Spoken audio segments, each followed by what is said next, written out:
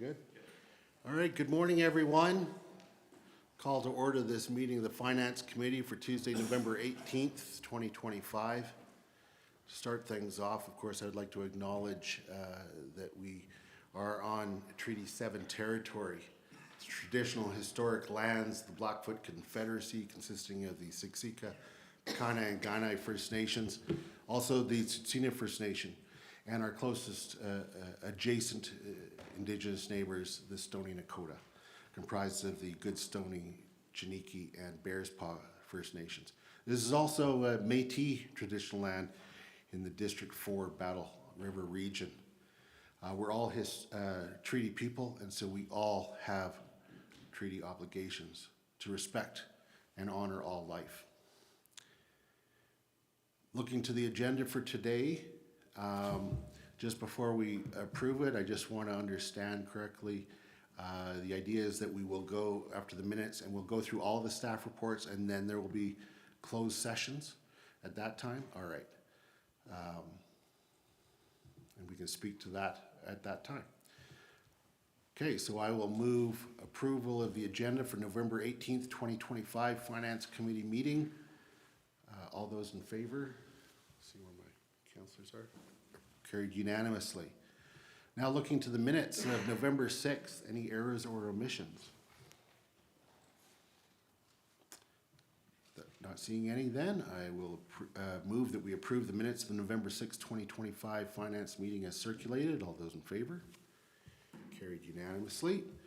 And into the business for the day, we'll start with D1, staff report on 2025 capital project status year-to-date update. Good morning. Fopoulos for you.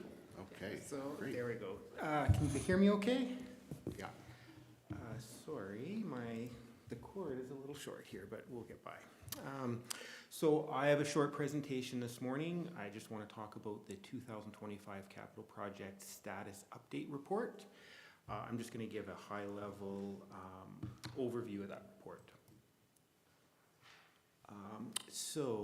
The capital update report is included on pages 8 to 12 of the agenda package.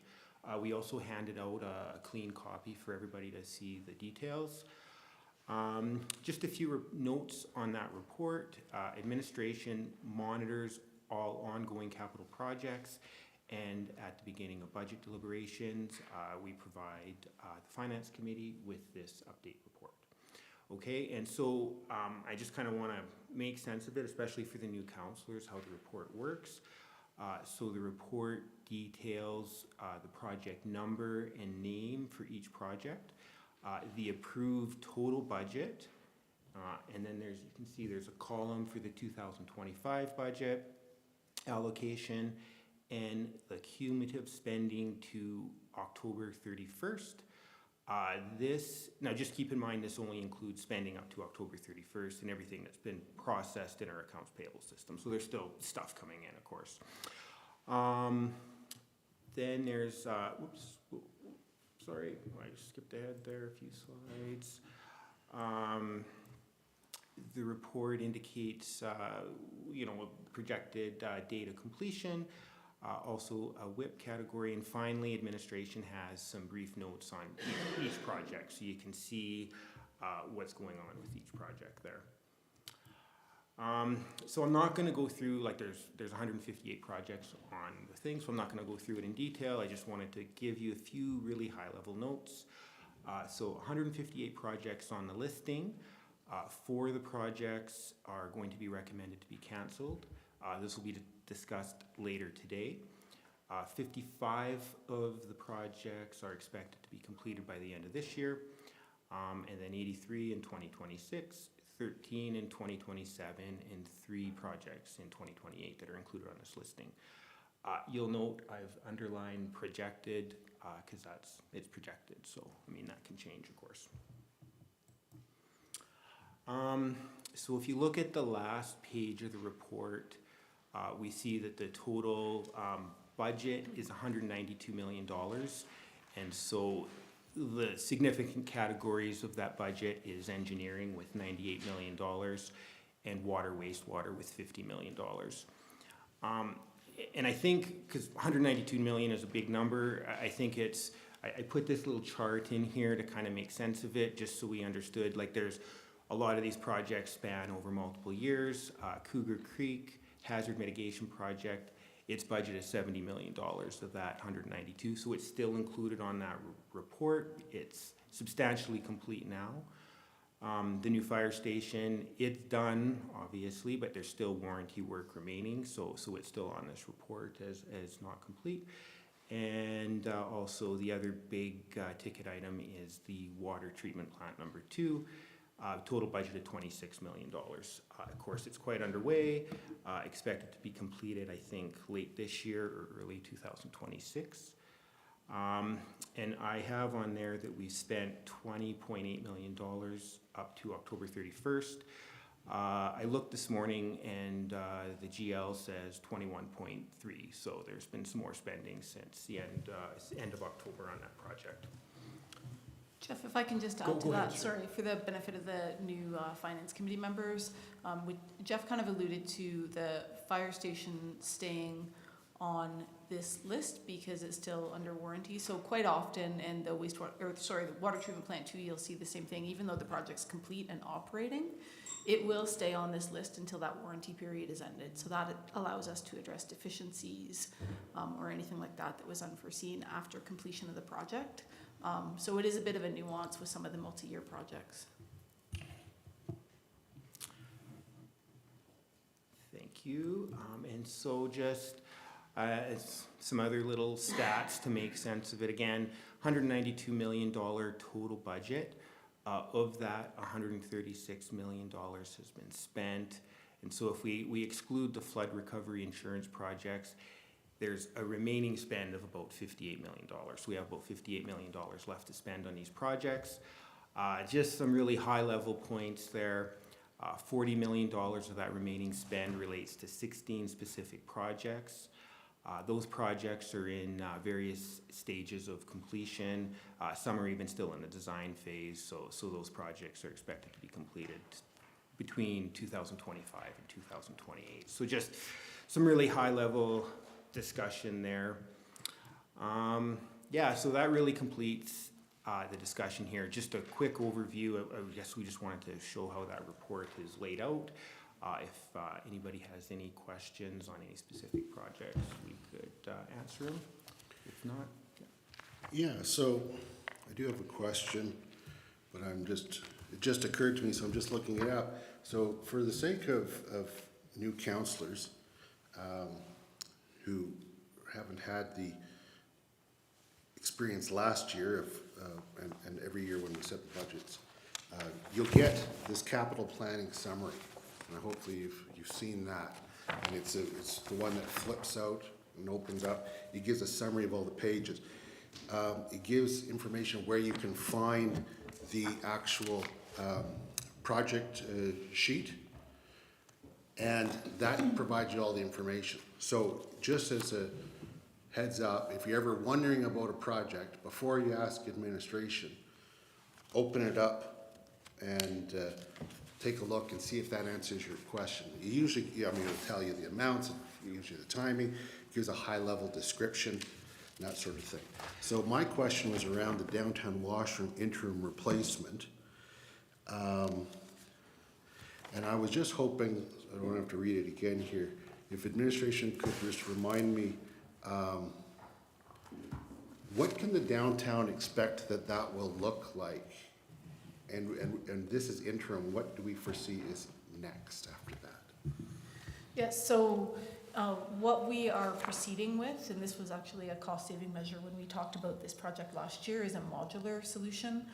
I think we're looking at hopefully having 8 to 10 universal stalls in a modular building, kind of in the same area where the current downtown washrooms are. So that's the interim solution. The long-term one would be integrating the public washrooms with the transit hub and future development on that block. Right. And so we can expect that will come online sometime this year.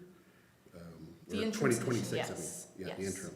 Yeah, Okay. the design has been underway this year. Okay, 8 to 10 universal washings in that area. Stalls, yeah. Okay, thanks. Any other questions? Yeah, Sean, just sorry, that document that you're referring to, where is that? So for me, it's under tab 5. Yeah, so my tab 5 is empty. Yeah, so because we were just in an amendment year, we didn't provide all of the capital detail. But understanding that might be helpful context for especially the discussion today, we'll Thank you make for sure we noting that. print that Yeah. It's section and add it incredibly to the new helpful. I binders. keep this binder on my desk, and one of the things that I go to the most is this capital planning summary, because somebody will ask, what's this project about? Or you see something, what is that? And you try to remind yourself. So before asking, it's always good to look here first and find out the information we have that you don't have. Yeah, so that would be super helpful, yeah, if it's possible to get a copy of that at some point, And that what would you'll be, want is not only the capital planning summary, but all of the project sheets. That would be great. yes, please. And so in the closed session on item number 5, we do have a summary of that larger sheet that'll be in the agenda package too. Okay, great. Yeah, it's really because it's being amended. The new version will be in the closed session portion with excellent. 5, the summary. But the detail sheets, yeah, would be helpful context. So we'll make sure we print those on a Yeah, break or something and great. get them. Thank you. Any other questions? Bless you. Very good. Yeah, That's- please continue. So we're that on was- to the yeah. next, we're on to then to D2, which is 2026 Proposed Utility Budget and Rates Verbal Report.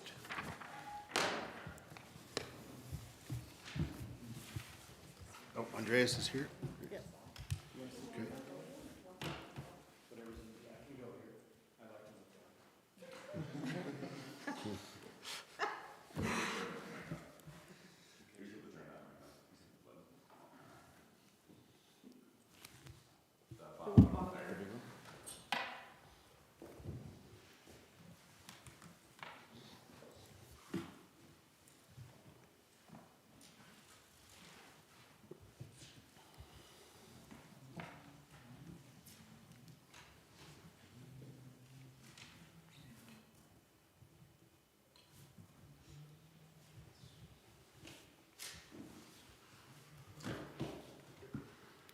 All right, good morning. So I'm here this morning to talk about the 2026 utility rates.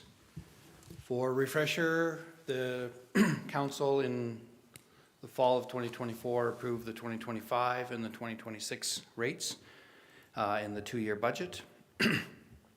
However, there's been some changes to the capital projects, a number of capital projects that required administration to go back and take a look at those rates and see if they were still appropriate, and they're not. And so today I'll talk you through those changes and the impact and some options for the Finance Committee to consider. And I also have our utility rate model, which is what administration uses to determine what those rates are based on a number of splits and ratios that we want to adhere to. And so we have the model here live if Finance Committee wishes to also look at other options beyond what administration is proposing. Is there a handout of the slides? I know some people like to make notes if there are, otherwise, I don't have any, no, sorry. right? We do usually do that, Andrea, so could Oh. send it to one of us and we can get it printed while is that possible? Yep. Or is it on Jasper? That won't help me find it. Just 1 second.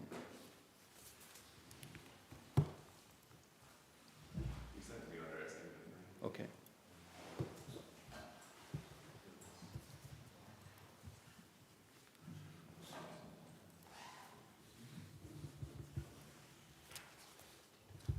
Maybe just while that's happening, I'll just flag, again, just a reminder and new information, I guess.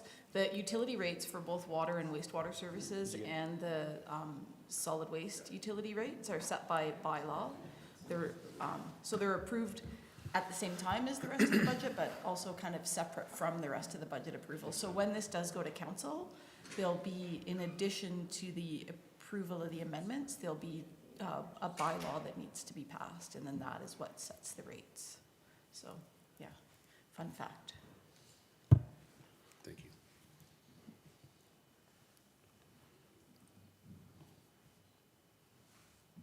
Excellent form. That was a particularly embarrassing day, getting my ski tip caught in the snow fencing. For me, that would be a regular day.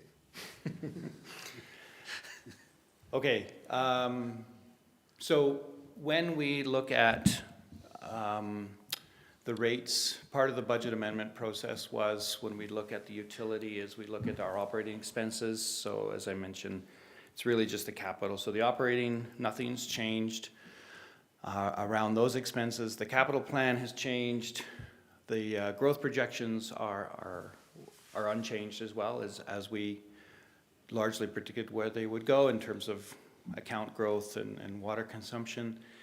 And then we have to take a look at what our reserve balances need to be to satisfy our reserve target, and then we calculate the rates. So it's really just these three things that we're gonna talk about today. So regarding capital changes, the first one, the odor control phase 3 at the wastewater treatment plant, that was an existing project that we had put in phases 1 and 2.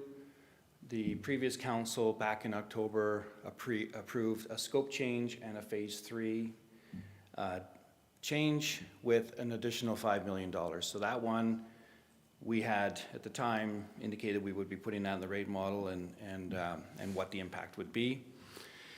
So that's already in place, and project is well underway. Regarding the regulatory upgrades, we had an original budget in the model at 67 million. But since we have, through the exercise of the offsite levy consultation, we have looked at that project and finalized the technology, which would be MBR. Prior to that, we had 2 competing technologies, so we landed on the one.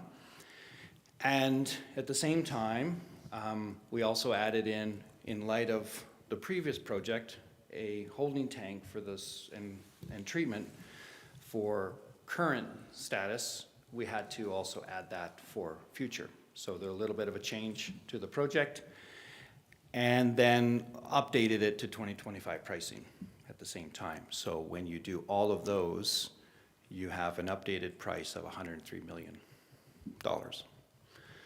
So a big one.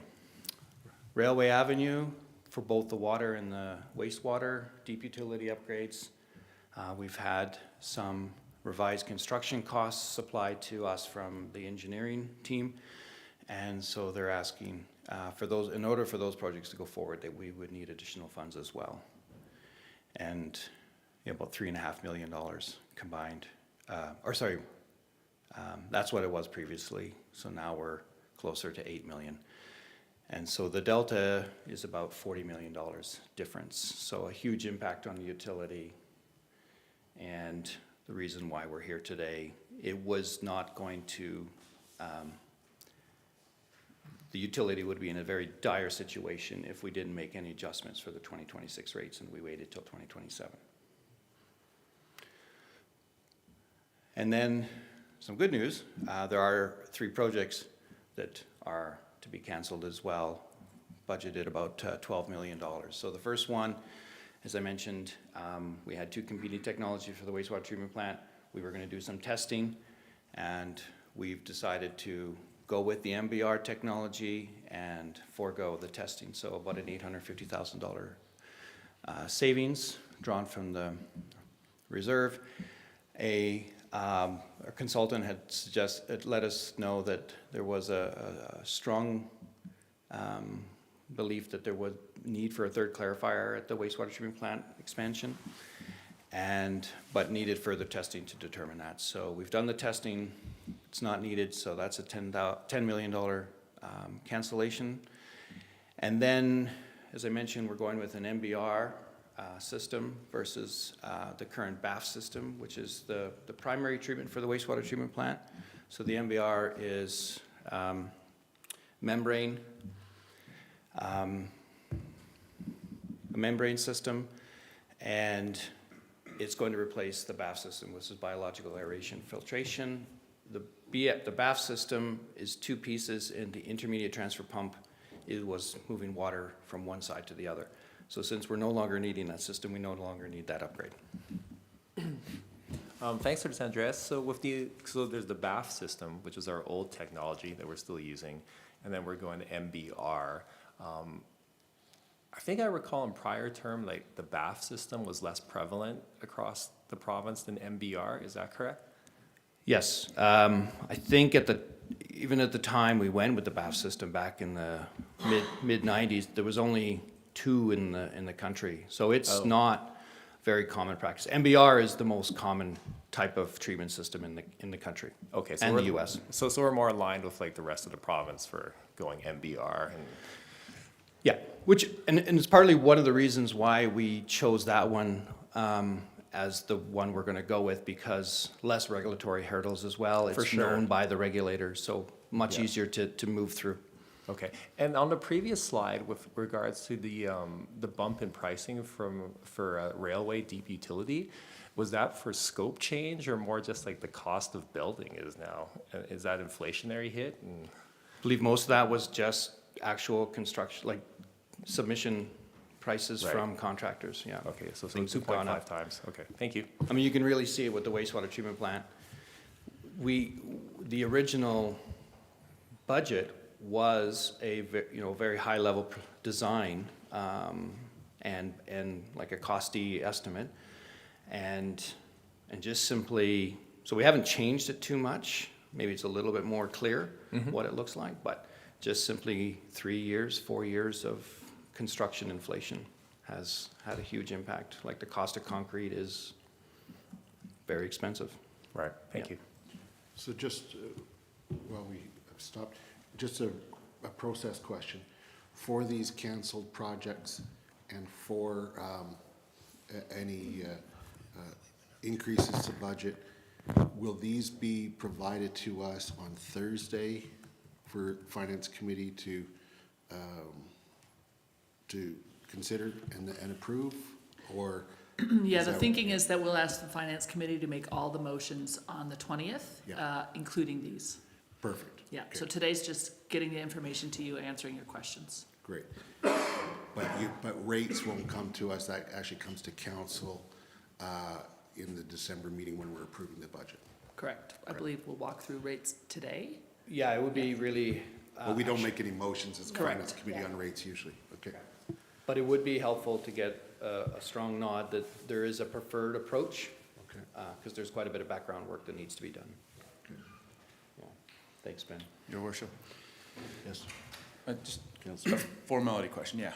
Are we on a first name basis in finance, or I've heard this twice now, or are we just for, Go with whatever you feel comfortable with. thanks, just wanted to know.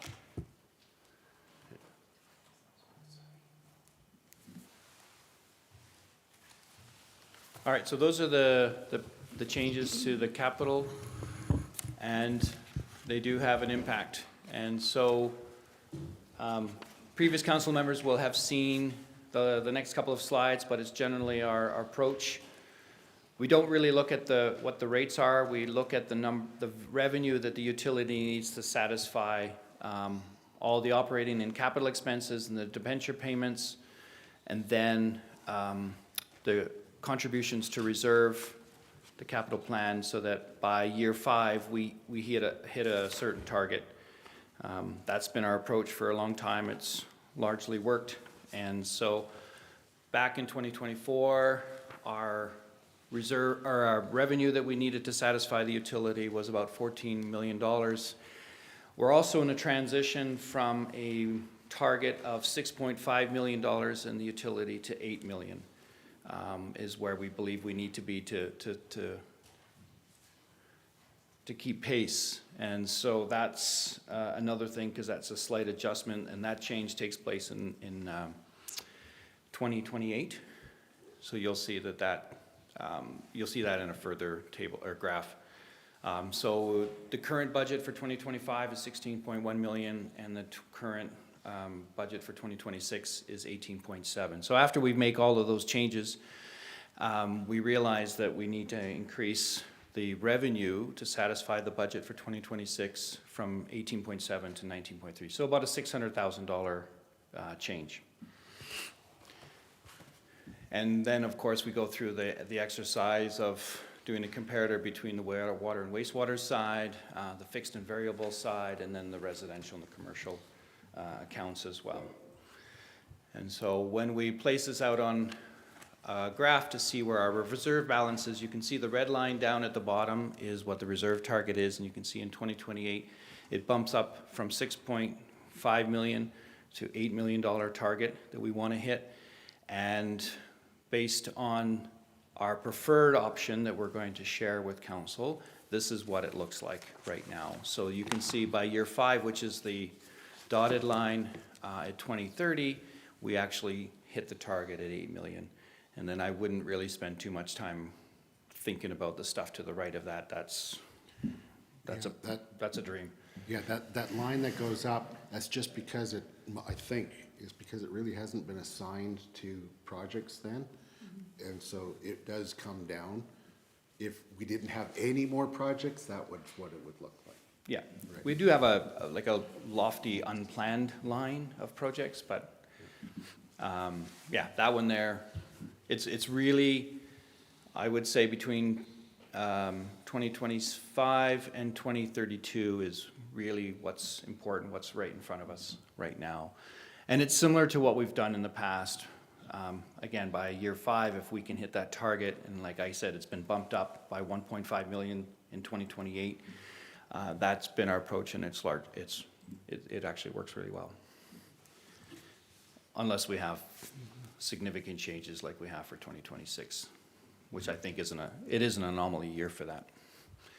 And this includes that $103 million wastewater treatment plant expansion as well in here, which is going to be largely debt, so you won't see a huge bump because we're not going to fund too much of it from reserve. Most of it's going to be in debt, so it's really the interest payments that you'll see here. So with that said, here are the summary of options to share with the Finance Committee. So the top line, where it says current, on the left-hand side there, where it says current 16%, we had increased the revenue from 25 to 26 by 16%. That doesn't actually mean that's what the rate change is for people. It's less than that. And you can see, yeah, you can see that at 14.5%. And so those first two lines under the blue band is status quo, and the top one is without the changes, and the second one is with the changes. And so the right-hand side is what our reserve balance is in millions for the next 5 years. What's highlighted in white are the periods, is the years that we actually are meeting or exceeding our target for reserve balance. So you can see, originally, when this was proposed to council 2 years ago, in year 5, we had $12 million sitting and projected to sit in our account, and so our reserve account, so we were at or greater than the reserve target. With those changes, which is the second line, you can see that even by year 5, we're about $3.5 million. So again, a need for us to come back to council and propose some changes to the 2026 rates. So then the next 4 lines are the scenarios for Finance Committee to consider. So we have 4 options. 1, to go from a 16% increase in revenue to an 18% increase in revenue. And then 20, 22, 24. Our preferred approach is the one in the gray band, which is a 20% revenue increase. So you can see in the next column what the impact is on the ratepayer. So instead of a 14.5% increase in rates, it goes to 16.8. The one we're proposing is a rate increase of 18.6. This is on both the residential and the commercial sector. On average, For those that are new, or as a refresher, when we provide council with, or finance committee with what the impact is on the ratepayer, we do it assuming that the average household uses about 15 cubic meters of water per month, and then what their bill would be. So some are going to be higher, some are going to be lower. That's just the average. And then as we move down, you can see what the monthly residential impact from 25 over 26. So the delta is the change per month. So you can see that we originally were going to have a $19.62 increase from the year before per month. Now, if we move down to option 2, that goes from $19.62 to $24.92, which is a difference of $5.30 a month, with a change going from 16 to 18, 20% revenue increase. I know that's a lot of numbers up there. Does that make sense, what I'm saying? Are there, So just okay. to mirror back to you, what I'm hearing is the route we are on is that we would be seeing on a monthly bill almost a $20 increase is on the route that we're on. What's being recommended is instead of a $20 increase, almost a $25 increase. Yes. So it's an extra $5. And as I recall from our presentation on The odor control? phase 3 of the odor, Yeah. about half of that increase is probably attributable to that odor treatment based on what was guesstimated at that point, which was, I think, $2.50 per bill per month. Yeah, that's correct, Mayor Krauser, because the funding for that, so that we could expedite that project, was coming from reserve. Yeah. Yeah. Okay, so that's really what we're looking at. And the rationale is because of the changes and our need to get to that roughly $8 million reserve by 2030 is what's driving the recommendation of option 2. Correct. Yeah, yeah. You can see we hit it in 2028, and then 2028. Going with 18%, we wouldn't by year 5. So it's the first year we do it. Of course, Finance Committee could provide administration direction that they want to look at option 3. If they want to look at odd numbers like 21, as I said, I have the model here. We can throw that in and see what the impact is. Thanks. Councilor Murray. Thank you, Mayor Krauser. And thank you, Mr. Comeau. Let's say we go with option 2. I mean, how does that stack up with the average water and sewer rate utilities like for other Alberta municipalities? Are we below average, above? I would say we are close to the top end. Okay. Yeah, the last time we looked, we were not the most expensive. We used to do a municipal benchmarking exercise where we would look at that, and one of the things we did find through that exercise was it's very difficult to compare one municipality to another. Right. One of the big things that I've seen is they're often subsidized by the tax base.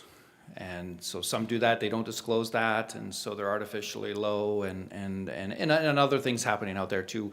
We really strive to make ours 100% utility based, with the introduction last year of corporate overhead. So we believe the utility is paying its fair share and not supported at all by the tax portion of what's collected. So that's a difficult question to answer but we would certainly be at the higher end for sure. Okay, thank you. If I could add to that, and correct me if I'm wrong, we used to, for a time, subsidize the utilities with tax dollars, and it was determined that that's not a best practice. And so we actually went through a painful change, probably about 10 years ago-ish. Yeah. Where we moved off of that, so the rates went up quite a bit then, so it wasn't tax subsidized. I mean, it's the same payer, whether you pay it through taxes or pay it through rates. And the other thing I would note is that it's really tough to compare rates of a mountain town versus one that has their infrastructure in the middle of a prairie. We have lift stations and a whole bunch of different factors involved in our infrastructure that you don't need to consider in other environments. Yeah, is and that, correct? that's on the wastewater side. It's no different on the water side. We have 36 pressure reducing valves because we have so many pressure zones that if we didn't have, we'd be blowing fixtures in people's homes, and that's not something you see in a community that's flatter. So it's a complex system, and it costs money, and we have to build it for, for the long weekend. And so we have, what I would say is our fixed rate is higher, probably the highest in the province because of that circumstance. Yeah, this goes to the additional infrastructure on the shoulders of our ratepayers, that, if we had other revenue tool, such as a visitor accommodation tax or something of that nature, it could help offset that.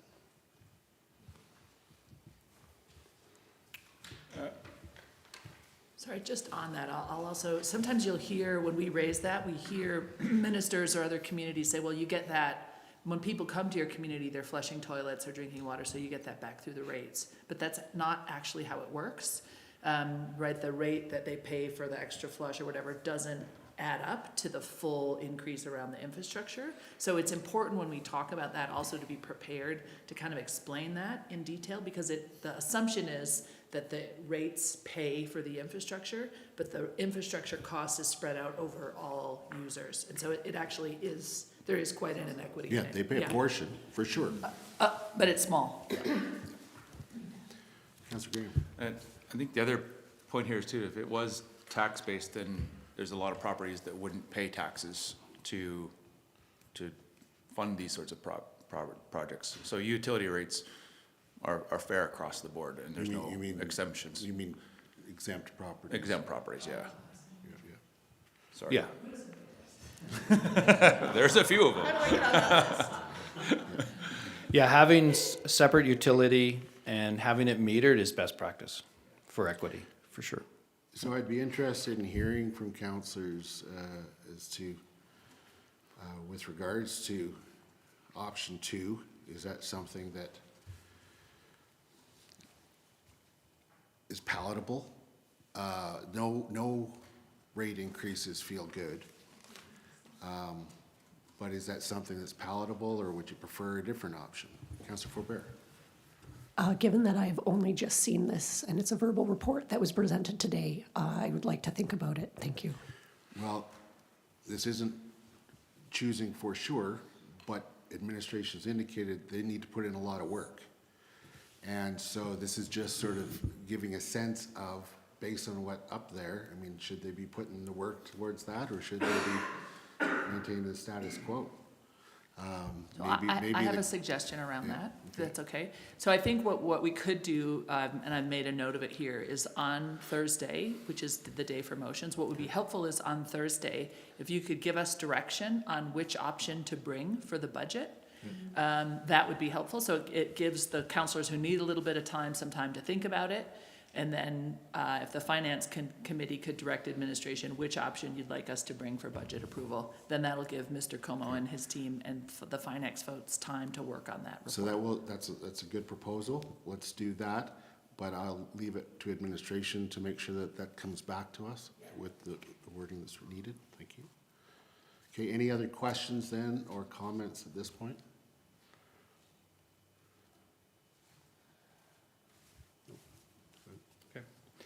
I just have the one other slide if just to provide a bit more clarity around option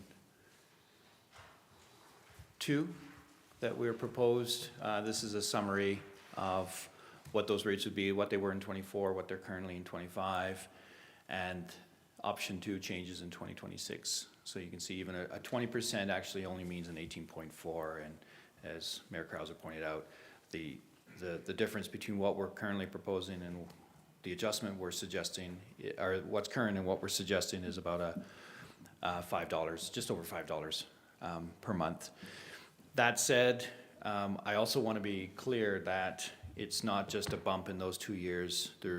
Even though we're looking for direction on 2026 and not necessarily for 27 and 28, I do want to be clear that for the years following, they are also higher. And then they tail off, despite what you saw in that graph, where they tail off to like 4% per year. at least in the immediate future. You can see the summary down there at the bottom. With that current scenario and the way the model goes up, 2027 would be, or what it was currently is 16%, 11%, and 11%, and now we're looking at 18% in 2027, and 15 and 8.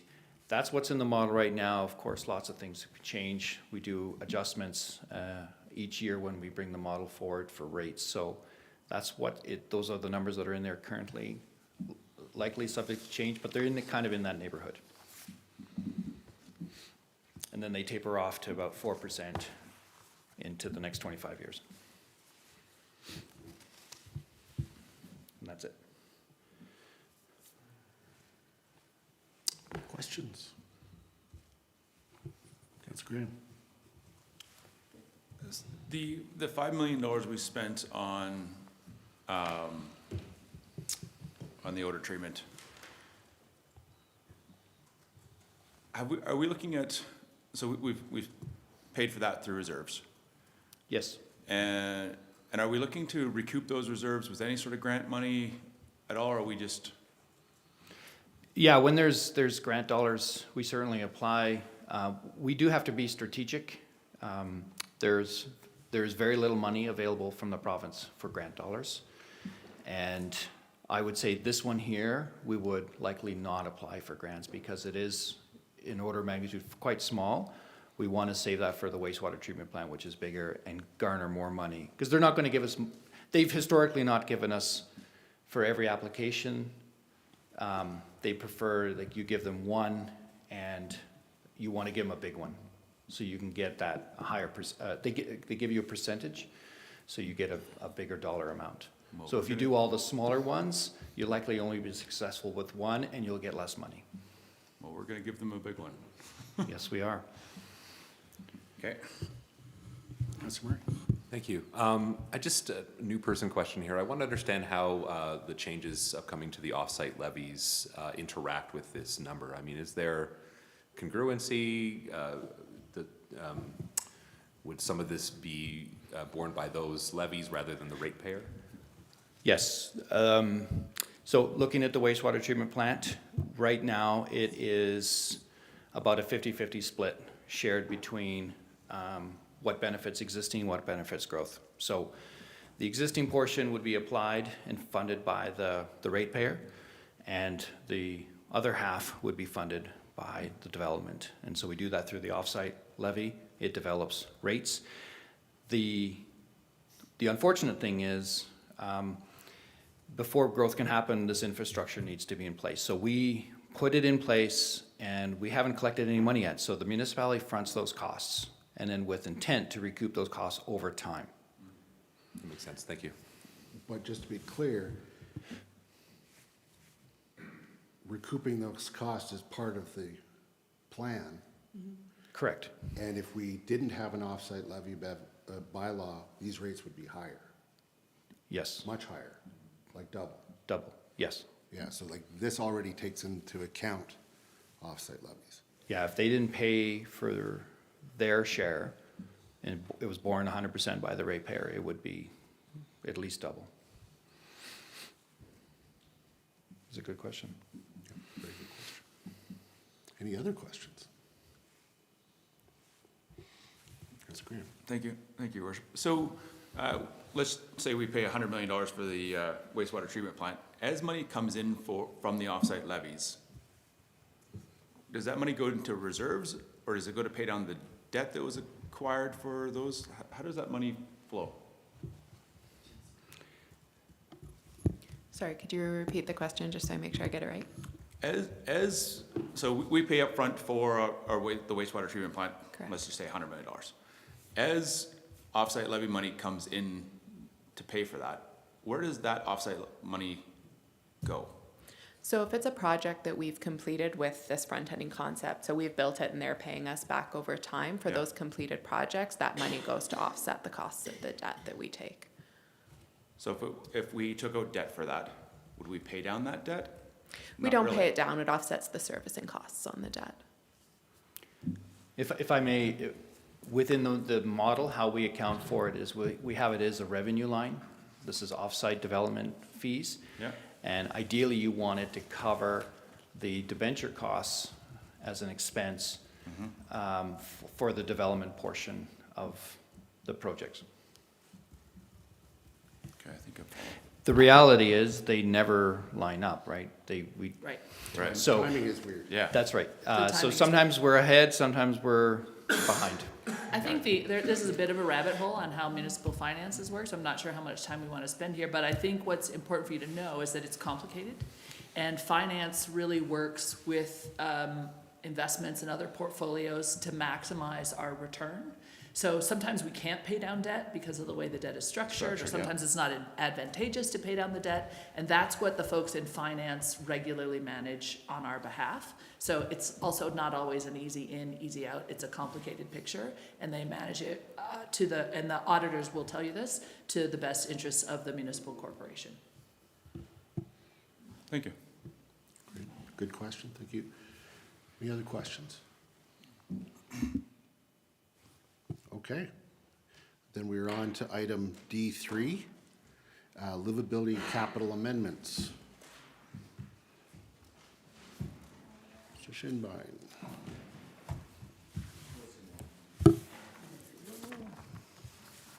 One for Whitney. Do you need one as well? Yes, please. Okay. Oh, no, that's another one. Oh, never mind. Yep.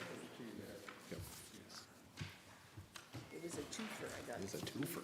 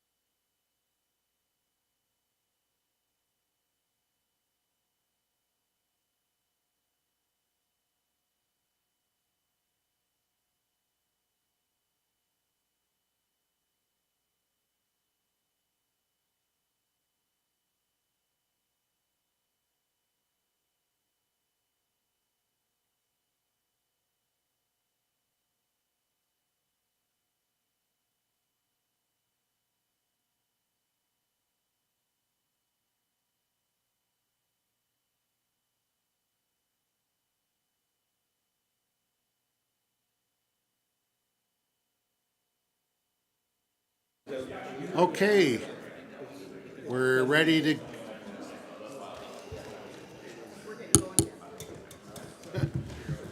We're ready to go again. Yeah, there you go. I need my singing bowl. All right. Take it away whenever you're ready, Mr. Shinbein. Thank you, Mayor Krausert. I am here to just talk a little bit, to provide the Finance Committee with details on the Livability Program 2026, capital amendment in 2027 to 2030, capital plan amendments. More specifically, the renaming of 2 projects and an overall net decrease in draws from the Livability Reserve of approximately $280,000. And that's due to repayments and staffing-related updates. So just for a little bit of background, the Livability Reserve was created in November 2024. The purposes vary, and they are outlined in the Reserve's policy. I won't go through all of them, but just for a little bit of context, we added this slide in this morning. And also, really, the source of the funding for the reserve is collected from the Livability Tax Program, and projects have been identified within each year to fully allocate those funds collected through the reserve balance.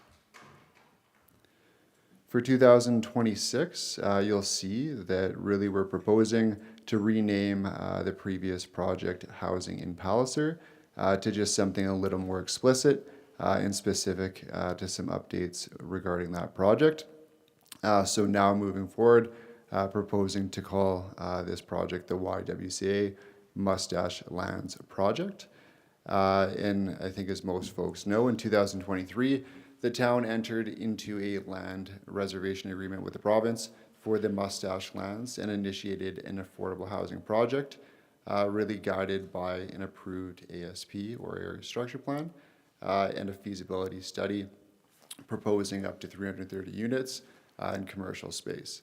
Council approved the YWCA Banff earlier this year as the developer and operator, recognizing their long-standing service in the Bow Valley and their alignment with the town's housing priorities. The town and the YWCA are finalizing the agreements to move forward with the project, which will deliver affordable housing.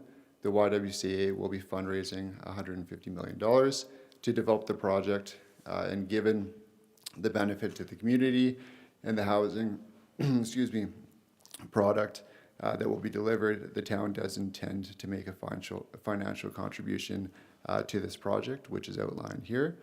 And this represents the first of a 2-year intent for a combined total of $10 million of seed funding for the project. There are no other amendments to the other 3 2026 Livability Reserve funded projects, but they are outlined there.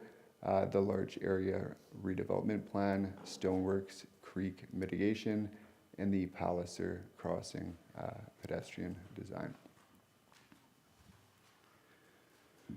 For 2027, another rename, so future affordable housing, we're proposing to rename to funding for housing providers. You will also see the second installment of that 2-year contribution to that total of $10 million to the Mustache Lands project as well. Grant funding for housing providers. That program is intended to provide a source of funding through an application-based system to eligible applicants, hoping to offset things like off-site levies and planning application fees, as well as other initiatives to support rent stabilization or rent reduction. So that's what we've got there. We also have no change to the AltaLink transmission line realignment project.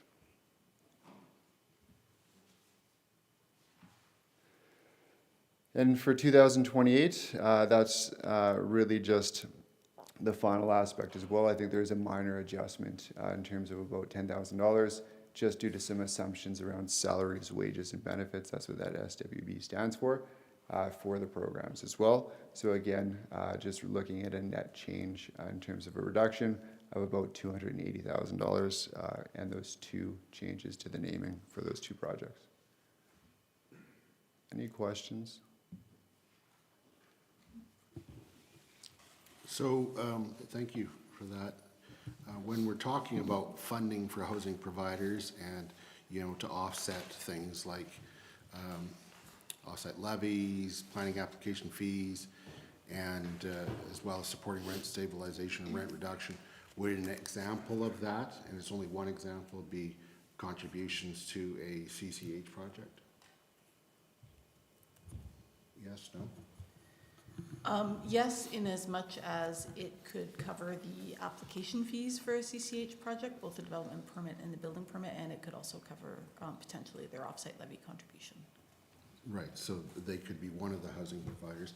Yes. What else are we thinking when we're thinking about funding for housing providers? Who are these housing providers? YWCA would be another one with the Mustache Lands. If there were another developer builder to enter the space with a commitment to provide affordable housing, we would certainly have that discussion. As part of the way it's a application-based process. Okay, all right. Yeah, the intent wasn't to limit it. I think it's really to open it up. Okay, Yeah, great, thank you. no problem. Councillor Hillstead. Like the Blackiston project was originally supposed to be Canberra Community Housing, but then it went to, can't remember the name off the top of my head right now, but a different provider.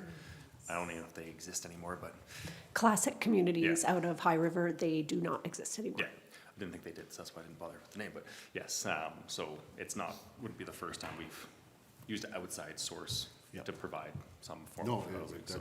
that's entirely welcome, in fact. Councillor Murray? Thank you, Mayor Crowser. Just a couple of questions here. First of all, sorry if I missed this nuance, but why the 5.1 million reduction for the grant funding for housing providers 2027 from the original budgeted item there? Do you want to speak to that? Sorry, it's really just a split. It would, back with the first version that we're now amending, it was just the one bucket for future affordable housing in 2027. So sorry, I set this up a little bit awkwardly. That's why I'm flagging there's only a $10,000 change, but we're splitting it, I get it. between the funding for housing providers and the second year contribution. I just set the table up weird. I did miss that nuance. Thank you for clarifying there. My second question, is this grant funding for housing providers, I mean, is it retroactive? Like, for example, 100 Palliser, could they retroactively apply to have things like development permits or offsite levy fees refunded? Can I, sorry, so this program doesn't exist yet. Right. So there's a lot of questions around what's gonna happen with the livability tax program and how much we're going to actually be able to collect. So we haven't fully developed what this program looks like. It would not be a good use of administrative time to do that. So what we're trying to show is that if it goes forward as intended, in 2026, we would do some administrative work to set up whatever this funding program is, but it's not a detailed, flushed out plan. We know it's a need. There are a number of different ways that it could be utilized, but we don't have specific details. We're really waiting to see what happens with the program and how much revenue we collect, and then we will put good work into figuring out exactly what that looks like. Understood. Thank you. Councillor Murray? Yeah, sorry, I'm just wondering, same slide actually, thanks. So the Ultralink transmission line realignment, how's that related to the affordable housing goals? So the Ultitlink transmission line segment that we're talking about runs through the northwest-ish end of the Palliser area structure plan area, through the land that is owned by Canmore Community Housing. So in looking at redeveloping and building out that area of town, both the CCH property and the Stone Creek property are impacted by the current alignment of the Ultitlink line. So we've had conversations between the town, Stone Creek, and Ultitlink about relocating that portion that bisects both the Stone Creek and CCH properties to have it run along Palliser Trail and then swing up on the property line and then go to the north end of the CCH property and then connect back up to the existing alignment. Ultitlink is open to those discussions and we have a proposed alignment. They would only pay though for replacing the current transmission line in the current alignment. So any cost over and above that would be borne by Stone Creek and CCH, or in this case, the town. And because introducing that realignment introduces some bends to the curve in the line, it is going to be more expensive. So that's a very long answer, but provides some context for the $400,000 is to cover the cost of the realignment through the CCH land. I believe CCH, their indication was that with that realignment, they could get, I think it was about 400. I think it's 200 No, units. yeah, 200 more units out of development on that site. Thank you, Mayor Krauser. Okay, thank you. 400,000 Yeah. gets us land that can be developed for 200 units. Yeah.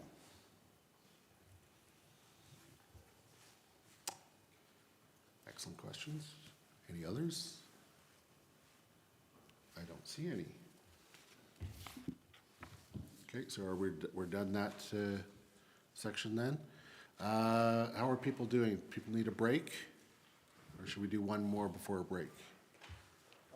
Okay, one more. So let's do D4, which is the Livability Capital Options Previously Canceled Projects.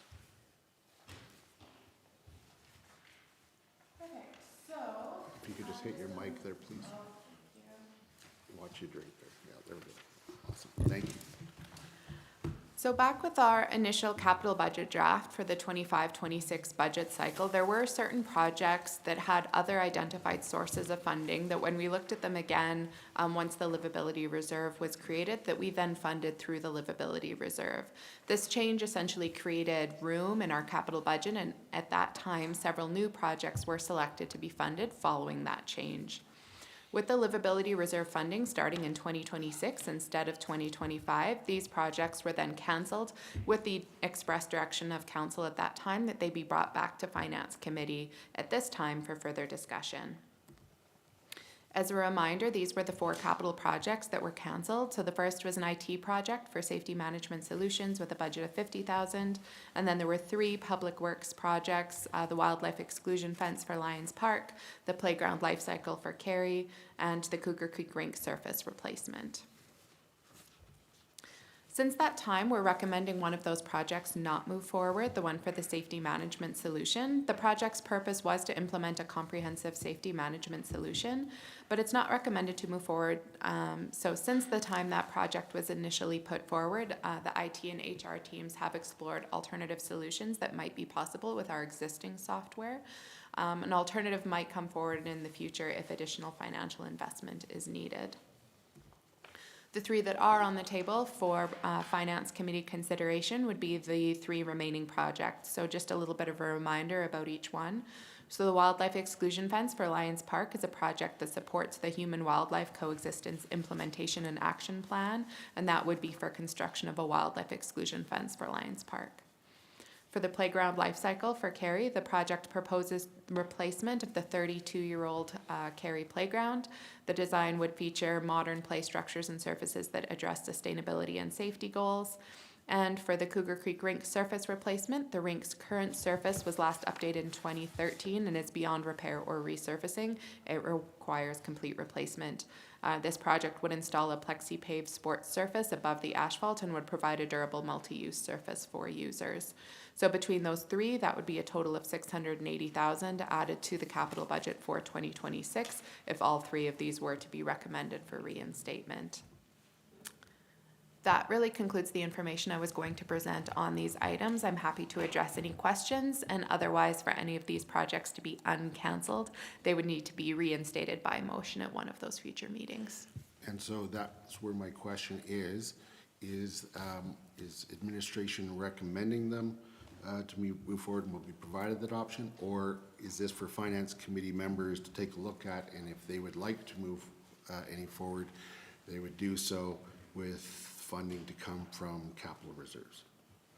So this was really in direct response to the motion at the time for these to come back for consideration. At this time, administration hasn't included them in the capital plan we'll be going through later on today. So it's up to Finance Committee members. If you'd like to move forward with any of these, you'd be putting a motion forward on Thursday. And the motion would essentially be to proceed with, let's say, playground life cycle Cary in the amount of $200,000 to be funded by capital reserve. That would be your motion, and then we would discuss it and vote upon it. Okay, that's clear. So if anybody's interested in those, that's the process. And it's good if you are thinking about that. Obviously not today, but maybe tomorrow if you're thinking about it. Maybe send a word around to that you're interested in that, so that we can have that. Just given the timing, I think, and administration is meeting later today to prepare. You'd already sent some motions, Mayor Krauser, coming out of operating. So I think what we probably is the easiest, rather than a bunch of emails and us scrambling late in the day tomorrow, is that we can prepare them and send them to you folks, and you can decide to move them or not. That'll be up to you. But we can have them pre-prepared. As sort of like we do with alternative analysis. Yes. You're not putting it forward, but if anybody wants to grab it, exactly, they can grab it. We'll send you the list, and then it'll be up to you what you do with it. Great. Okay. In that case, you don't need to send anything around tomorrow. I'm looking at the members, but it will be there for Thursday, and this is an excellent time for me to just give an initial rundown on how it will work. Is that when it comes time for us to propose amendments, I'm just going to go around the table. There are some that some people have put forward that they're interested in. They will get the opportunity to move that one. And then once we run out, then You know, I don't expect there'll be a lot. I expect there'll be like less than 10, other than the ones that are being proposed by administration to fit with the changes that have been discussed. So it shouldn't be too long of a process. Councillor Murray. Thank you, Mayor Krauser, and thank you, Ms. Gibbons. Just a couple of questions here. First of all, PlexiPave, what's the life cycle on that? Is it a little bit better than the decade or so we got out of the previous surface here? I might have to defer to Andreas on that one.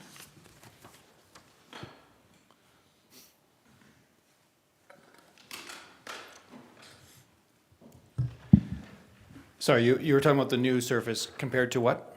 Compared to what was just in there that's now broken. Yeah, well, yeah, it's asphalt in there now, and Yeah. concrete is typically, and so they don't wear very well over time, right? They crack. So we believe that this product will be much more robust and be a lot easier, like less slip resistant, and also the lines are likely to not require replacement, which is a huge savings. For sure. And my second question just is about, I mean, obviously these capital projects were canceled due to the changes with the Livability Reserve. Should there be changes to the Livability Reserve for 2026, would that impact the budgets for these and how all the reserves kind of work together? The way it came about was that the Livability Reserve was going to fund some projects that freed up money in the capital reserve. Like, it was over $2 million. And council at the time said, okay, well, now that we have more capital reserve, let's fund some of these unfunded projects. When it was delayed, we undid that. Yeah. Okay, so now it's no longer tied, right? So now this is simply, if you're gonna fund them, they're gonna come out of capital reserve. Okay, right? perfect. And on the Cougar Creek one, I mean, as you'll recall, I mean, it had recently been resurfaced before the flood. Brand new pickleball lines and everything in there. And then the flood took out half of the rink. And then it was put back, but not to the same extent because we were dealing with a lot of things after the rink. And so I imagine that this is now a better surface than would have been considered at the time, given that it was post-flood. That makes sense, thank you. That's good. Councillor Moore. Thank you, Worship. Just a couple questions about the playground. Is this the playground that you see at the corner from like Three Sisters Parkway and the? No, this is the, you're talking off of Walker? Yeah. Yeah, my kids refer to that as the green playground.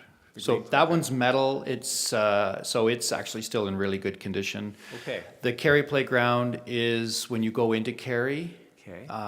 just instead of, when you hit the T, park and keep walking, and it's right in the middle of that development.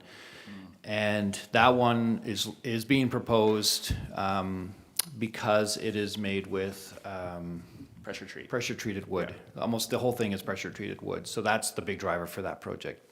Okay. And do we have any data on how, like, I know like anecdotally some playgrounds get used a ton. And do we have any data on like the current use for this one?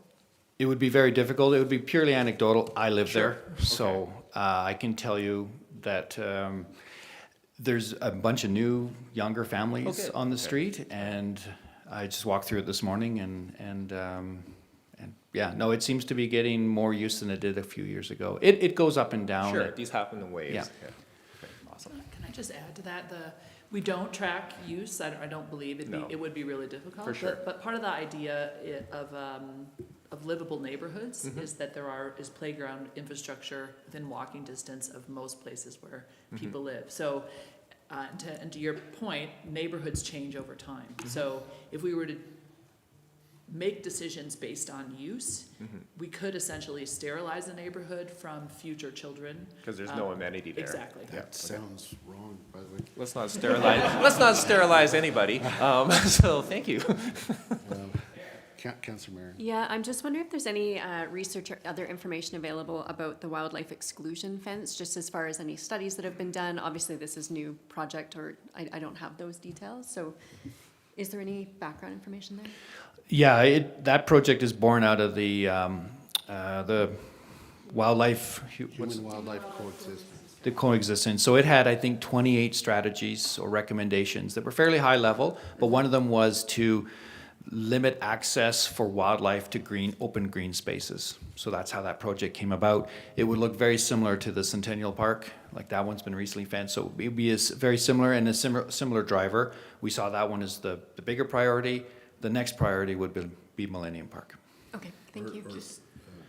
Lions. Lions Park. Or sorry, Lionsburg, yeah.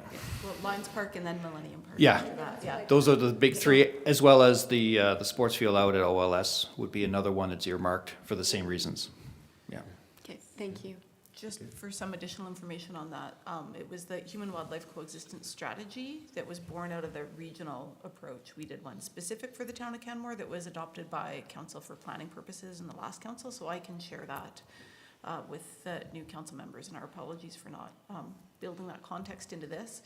One of the reasons for proceeding with Lions Park first was its proximity to the riparian buffer that wildlife use. So we're trying to be strategic in the initiatives that we take on, but I'll share the link to that plan. Thank you, Mr. Como, for staying there, because I have a question just around playgrounds again. So the Cary playground's the next one for replacement, but it's still safe, correct? Oh, yes, we do weekly inspections of every playground, so all the nuts and bolts and the plastic are pushed on to see if they're still function. So we still do inspections. It's really the pressure treated piece.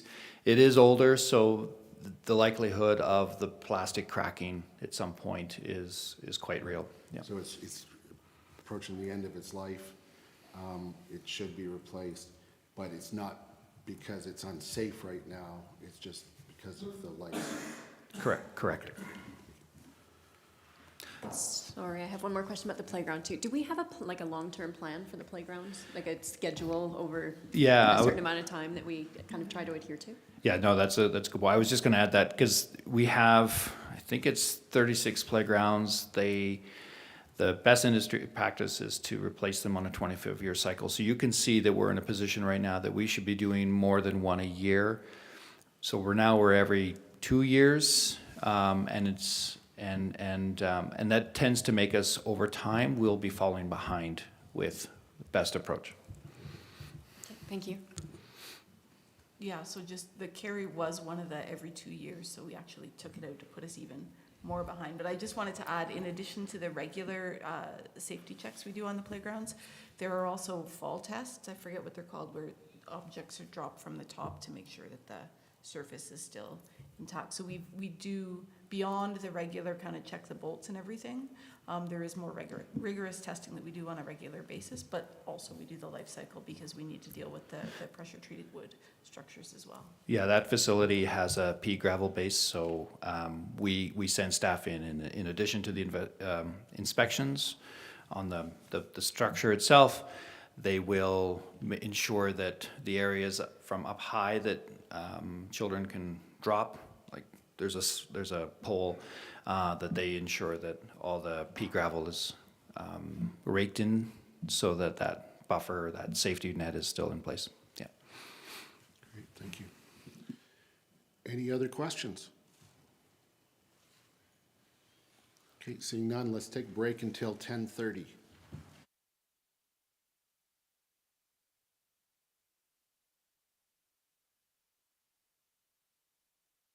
He's got to pull it back on. Oh, I'm sorry.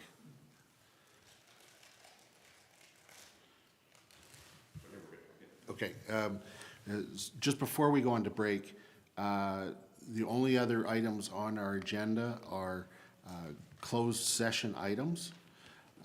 And so we are going to end the streaming now.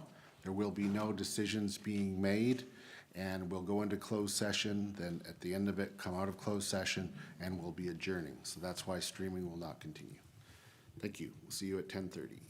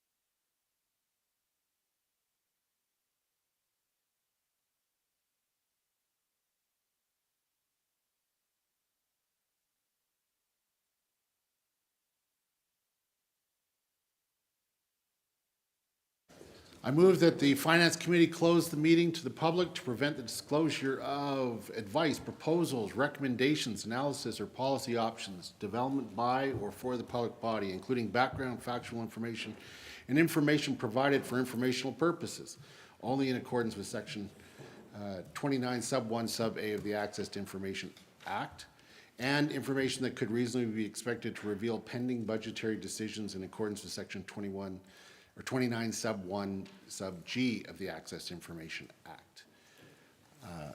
Looking to members of the Finance Committee, all those in favor? Carried unanimously. We are now in closed session.